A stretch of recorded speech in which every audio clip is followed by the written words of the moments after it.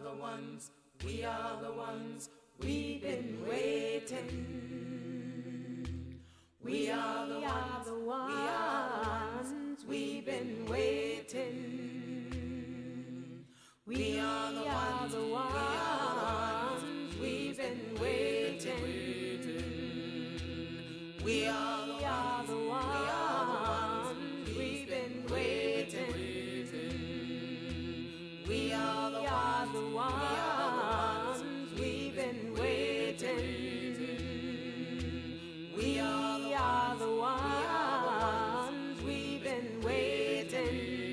We are the ones, we've been waiting.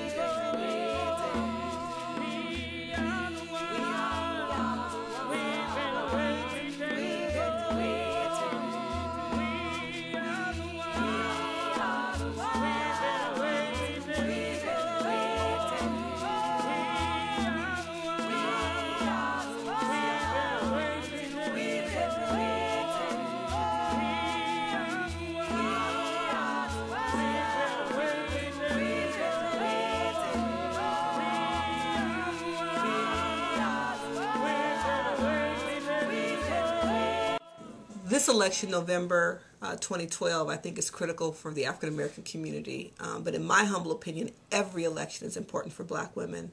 I'm Holly Mitchell. I'm an assembly member serving the 47th Assembly District in the California Legislature. Currently, I'm one of 2 women out of 120 that serves in the state legislature in California. With term limits, we hopefully will be fortunate to elect 2 more African American women. But I think our sheer numbers are indicative of the fact that our voice is missing. It's critical on any number of policy issues that come up before the state legislature. Anything from health care services to foster care to child welfare services to CalWorks to admissions policies into publicly funded institutions.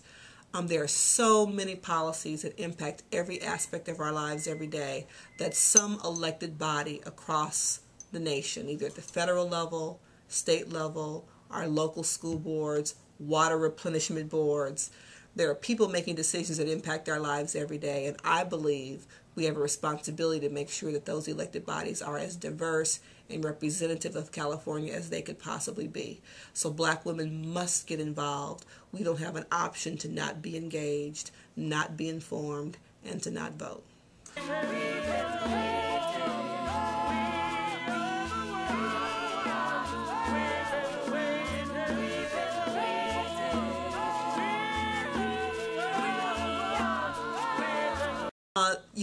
I had the incredible opportunity to work for and be mentored by the first black woman elected to the California State Senate in 1978.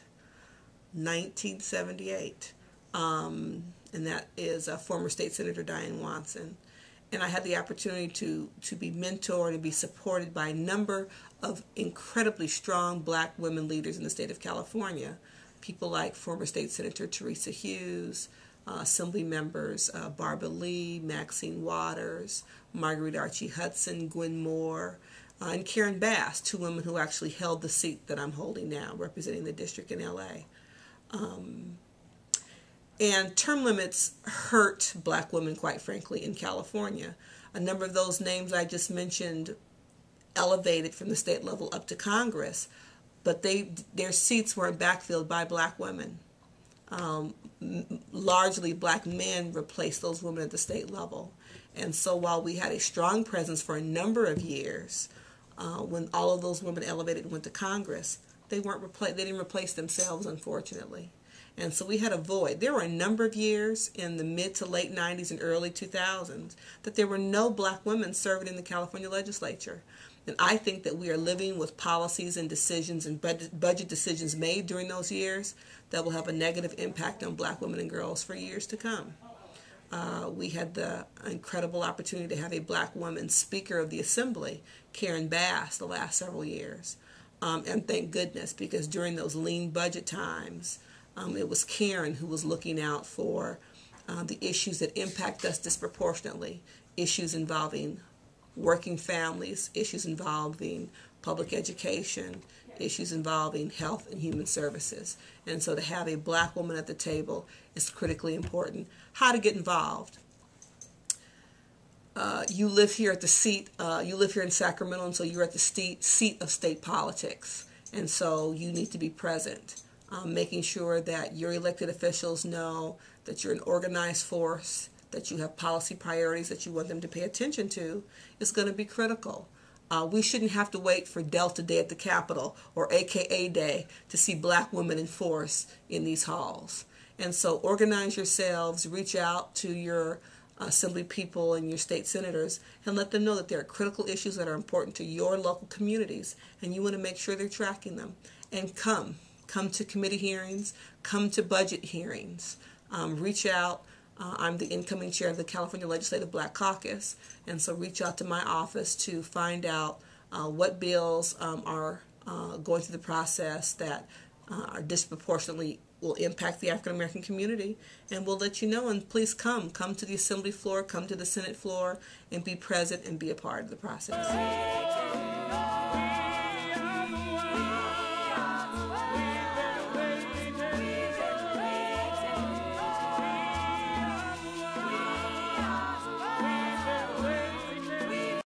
I think it is very simple. It's a very simple choice for underrepresented communities, for working class communities. If you've ever known anyone who lost a job or in the process of transferring jobs, lost their health insurance. If you've known or know anyone who has a child in undergrad who they can no longer cover on their health insurance. If you know anyone who's been denied health insurance because of a pre-existing condition, you know the impact the Affordable Care Act, the act I proudly refer to as Obamacare, will mean for the future of Americans. The future, making sure that all of us have access to critical health care services. You know, this policy will go down in history as significant as the Medicare Act and Social Security. And to give this president an opportunity to continue to put forward progressive policies that will benefit working Americans for another 4 years, given the state of our current economy, is critical. So we're at my desk actually on the floor of the California State Assembly. There are 80 representatives in the Assembly that represent all of us across the state of California. You know, running for office is not something you wake up one day and decide, I think I'm going to run for public office. It's something, for me, I believe was a calling. I worked in government, I worked here in the Capitol, I worked in the nonprofit sector, and came to the conclusion that it was time to take both my community commitment, my leadership skills, and my knowledge base to the next level, and really work at this level to represent the needs of working women and girls. Again, with regard to the campaign, it's not something you kind of wake up overnight and decide to do. It's about networking, it's about fundraising, it's about organization, just the way you build and organize any other movement, be it at your local school or in the workplace. It takes the same kind of organization and skill and know-how to build a successful campaign. There are a number of organizations across California that focus on providing training to both black women and women. In the Bay Area, it's an organization called Black Women Organized for Political Action, BWAPA. They have chapters in cities all over Northern California, including Sacramento. In LA, there's an organization called LAWPI, the Los Angeles African American Women's Public Policy Institute. Both of these organizations have training programs, not if you're just interested in running for public office, but if you want to support campaigns or work for an elected official, they give you great information.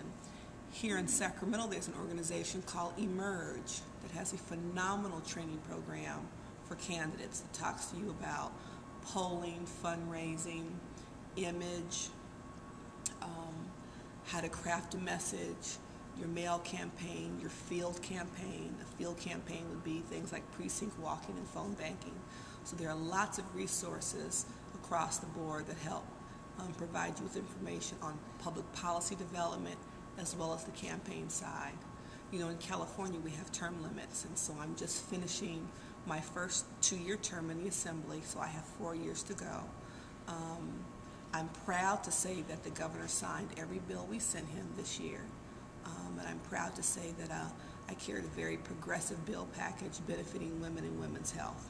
That's why I think it's important to elect and support women who look like you from your communities, who understand the unique circumstances and opportunities we all experience in our own communities, and can bring that life experience to a policy-making setting like the California State Legislature and represent you in a meaningful way.